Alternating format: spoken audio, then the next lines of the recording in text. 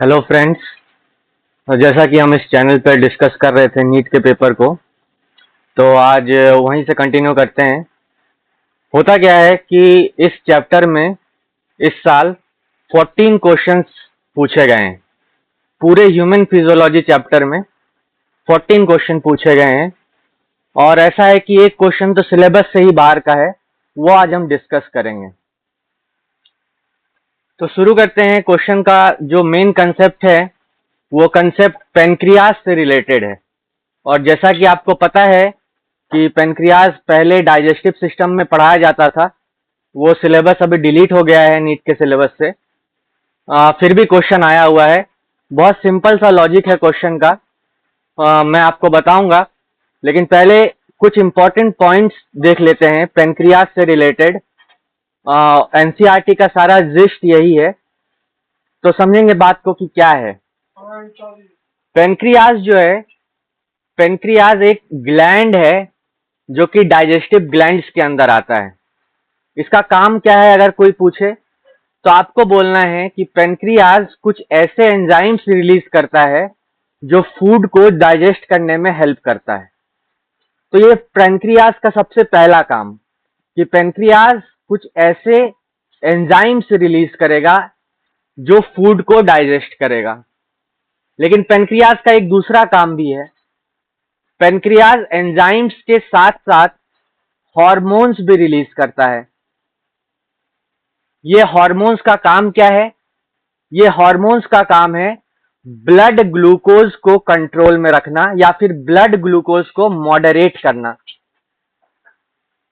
अब सबसे पहली बात, ये आगे समझने से पहले हम पेनक्रियाज का हिस्टोलॉजिकल स्ट्रक्चर समझेंगे कि पेनक्रियाज को अगर हमने स्लाइस करके माइक्रोस्कोप में देखा तो क्या दिखेगा हमें।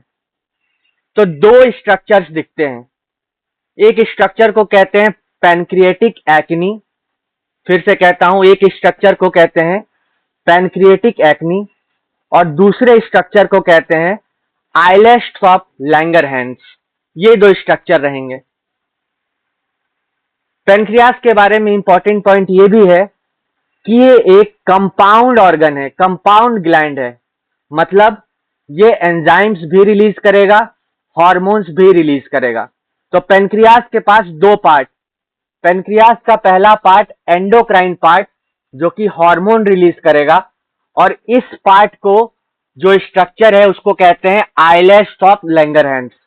तो कोई अगर पूछे कि पेनक्रियाज में हार्मोन्स प्रोड्यूस करने वाला स्ट्रक्चर क्या है, तो आपको बोलना है आइलेट्स ऑफ लैंगरहैंस। तो पेनक्रिएटिक एक्नी जो दूसरा स्ट्रक्चर है वो क्या करेगा? ऑब्वियस सी बात है, वो एंजाइम प्रोड्यूस करेगा। That is the exocrine part. Endocrine part जो हार्मोन्स प्रोड्यूस करे, एक्सोक्राइन पार्ट जो एंजाइम्स प्रोड्यूस करे। कौन कौन सा एंजाइम प्रोड्यूस करेगा? तो ये प्रोड्यूस करेगा एमाइलेज, लाइपेज, न्यूक्लियेज, कार्बोक्सीपेप्टिडेज, साथ ही साथ ट्रिप्सिन, कीमोट्रिप्सिन। छोटी सी बात मैं आपको बताता हूं, trypsin, chymotrypsin, carboxypeptidase protein digesting काम करते हैं। Amylase, lipase, nuclease. एमाइलेज जो है ये कार्बोहाइड्रेट को डाइजेस्ट करेगा, लाइपेज जो है फैट को डाइजेस्ट करेगा, न्यूक्लियेज जो है वो न्यूक्लिक एसिड्स को डाइजेस्ट करेगा। थोड़ी बात कर लेते हैं डाइजेशन के ऊपर। डाइजेशन जो है वो अलग अलग एंजाइम्स के वजह से पूरे एलिमेंट्री कैनाल में होता है। माउथ में डाइजेशन शुरू हो जाता है स्टार्च का, स्टमक में प्रोटीन का डाइजेशन शुरू हो जाता है, और आगे चलकर हमारे स्मॉल इंटेस्टाइन में डाइजेशन चलता रहता है, फिर एब्जॉर्प्शन होता है। तो ये डाइजेशन की पूरी बात है।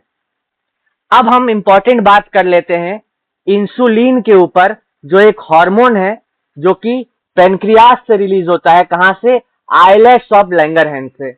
अब डायग्राम देखते हैं। ये सब समझने के बाद डायग्राम को समझते हैं। ये एक डायग्राम है, ये पेनक्रियास के अंदर का स्ट्रक्चर है। ये जो यहां पर गोल सा स्ट्रक्चर दिख रहा है, यही स्ट्रक्चर है आइलेट्स ऑफ लैंगरहैंस। ये जो सर्कुलर स्ट्रक्चर है, इसके अंदर अलग अलग सेल्स होते हैं। इन सेल्स का नाम है alpha, beta, gamma, PP cell. कहने का मतलब आज से आपको याद रखना है पेनक्रियास के एंडोक्राइन पार्ट में जो हार्मोन प्रोड्यूस करेंगे, 4 तरह के सेल्स होंगे, alpha, beta, gamma and PP sales. दूसरा आपको यहां पर फ्लावर लाइक स्ट्रक्चर्स दिखेगा, आइलेट्स ऑफ लैंगरहैंस को सराउंड करते हुए। इन फ्लावर लाइक स्ट्रक्चर को कहते हैं पैनक्रिएटिक एक्नी, और इन्हीं पैनक्रिएटिक एक्नी से ये सारे एंजाइम्स रिलीज होते हैं। तो आपने समझा डाइजेशन के बारे में। अब बात करते हैं पेनक्रियास के जो एंडोक्राइन पार्ट है, जो हार्मोन्स हैं जो कि ग्लूकोज को मॉड्यूलेट करते हैं, उसके बारे में। 4 एंजाइम्स, 4 सेल्स के नाम याद रखने हैं। सबसे पहला पैनक्रियाटिक आइलैंड ऑफ लैंगरहैंस में अल्फा सेल, अल्फा सेल जो है वो ग्लूकागोन नाम का हार्मोन रिलीज करेंगे। याद रखना है, अल्फा सेल ग्लूकागोन नाम का हार्मोन रिलीज करेंगे। बीटा सेल इंसुलिन नाम का हार्मोन रिलीज करेंगे, और गामा सेल एक केमिकल रिलीज करेंगे जिनका नाम है सोमैटोस्टैटिन। इसका फंक्शन भी यही जान लेते हैं। सोमैटोस्टैटिन ग्लूकागोन और इंसुलिन के रिलीज को कंट्रोल करता है। मतलब ग्लूकागोन को जब स्टॉप करना रहेगा तो सोमैटोस्टैटिन यूज होगा, इंसुलिन को जब स्टॉप करना रहेगा तो सोमैटोस्टैटिन रहेगा। इसका मतलब अल्फा और बीटा सेल को सोमैटोस्टैटिन कंट्रोल करता है। उसके बाद है पीपी सेल्स। ये एक केमिकल रिलीज करते हैं पैनक्रिएटिक पॉलीपेप्टाइड। इसका क्या काम है? तो इसका काम है इन एंजाइम्स के रिलीज को रोक देना, कंट्रोल करना। तो पैनक्रिएटिक पॉलीपेप्टाइड इसको कंट्रोल करेगा, एंजाइम्स को कंट्रोल करेगा। गामा सेल से सोमैटोस्टैटिन जो है वो इन 2 हार्मोन्स को कंट्रोल करेगा। ये तो हो गई गामा सेल और पीपी सेल की बात। अब आज का जो मेन टॉपिक है वो है इंसुलिन। ये जो मैंने पूरा आपको बताया है, इंसुलिन बताने के लिए पढ़ाया है पूरा।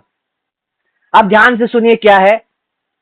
हमारे फूड जब हम खाते हैं, फूड डाइजेस्ट होके ब्लड में जाता है, और ब्लड में ग्लूकोज रूपी जो फूड है, जो ग्लूकोज बन चुका है, कार्बोहाइड्रेट मेनली हम डाइजेस्ट करते हैं, तो ये जो कार्बोहाइड्रेट है ये ब्लड में आ जाता है। फिर इस कार्बोहाइड्रेट को ब्लड से सेल में जाना पड़ता है, जहां पर मेटाबॉलिज्म होकर एनर्जी बनती है। तो अब ये पॉइंट याद रखना, ब्लड में है ग्लूकोज और ग्लूकोज को जाना है सेल में। फिर से ब्लड में है ग्लूकोज और ग्लूकोज को जाना है सेल में।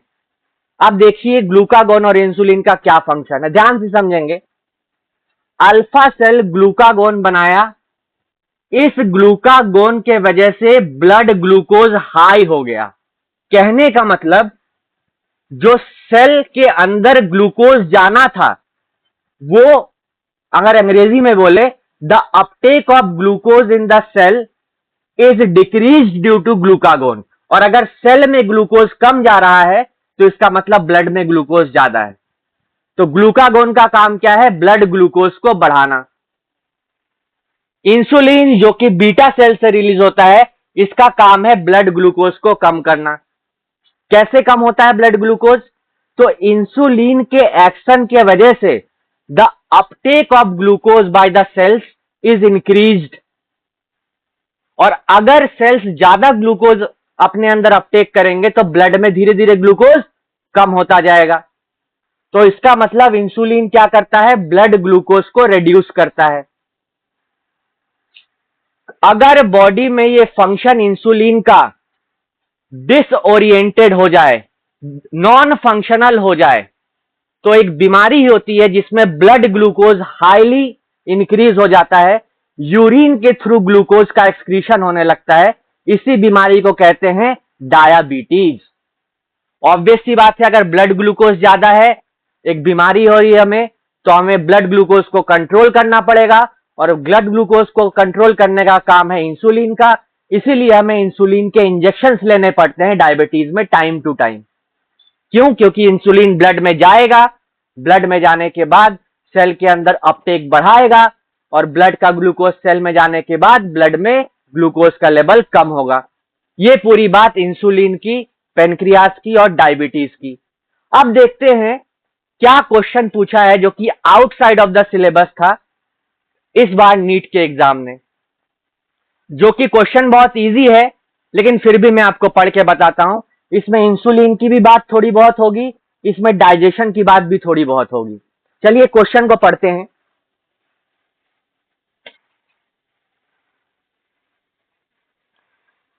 क्वेश्चन है, मैं रीड आउट करता हूं। Why can't insulin be given orally to diabetic patient? अभी आपने कहा कि डायबिटीज होती है तो वहां पर क्या है कि इंसुलिन की जरूरत होती है, इंजेक्शंस लगते हैं। तो ये जो डायबिटीज के अंदर इंसुलिन जो दवाई है, ये ओरली क्यों नहीं खा लेते, टैबलेट्स क्यों नहीं बन जाती इंसुलिन की, ये क्वेश्चन है। तो देखिए, इंसुलिन एक हार्मोन है और हार्मोन का नेचर क्या है? हार्मोन का नेचर है पेप्टाइड नेचर, एक बायोकेमिकल नेचर है, प्रोटीनिक नेचर है। तो इस हार्मोन को जब हम एक प्रोटीन खाते हैं तो डाइजेस्टिव सिस्टम का काम क्या है? प्रोटीन को डाइजेस्ट कर देना। अगर हमने ओरली खाया इंसुलिन को तो हमारा डाइजेस्टिव सिस्टम उसको डाइजेस्ट कर देगा, वो हार्मोन बचेगा ही नहीं, वो प्रोटीन डाइजेस्ट हो जाएगा, जिससे कोई फायदा नहीं होगा बॉडी को। इसीलिए इंजेक्शंस की जरूरत पड़ती है। अब देखते हैं ऑप्शन में, फिर से क्वेश्चन पढ़ता हूं। Why can't insulin be given orally to diabetic patient? Option number A, it will be digested in gastrointestinal tract. पहला ऑप्शन ही सही है, तो इसका मतलब आंसर तो पहला हो जाएगा, लेकिन फिर भी हम देखते हैं आगे के ऑप्शंस में क्या क्या है। Because of structural variation. देखिए, स्ट्रक्चर से ज्यादा मतलब नहीं पड़ता।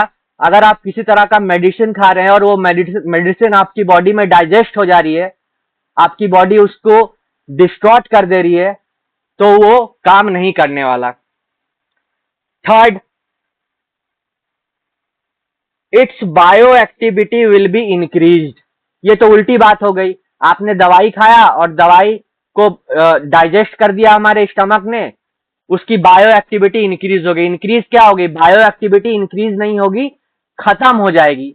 जो यहां पर होना चाहिए था, bio activity will be destroyed. तो ये भी ऑप्शन गलत है। उसके बाद, human body will illicit strong immune response. ये बात भी सही है कि ऑरली आपने कोई दवाई खाया, उसके अंदर कुछ ऐसे केमिकल्स हो जिससे हमारी बॉडी फॉरेन पार्टिकल समझ के अटैक करने लगे, एक इम्यून रिस्पॉन्स हो जाए, एक तरह की एलर्जी हो जाए। तो आपको यहां पर बेस्ट ऑप्शन सिलेक्ट करना है और सबसे सिंपल ऑप्शन, सबसे सही ऑप्शन पहला वाला है, it will be digested in the gastrointestinal tract.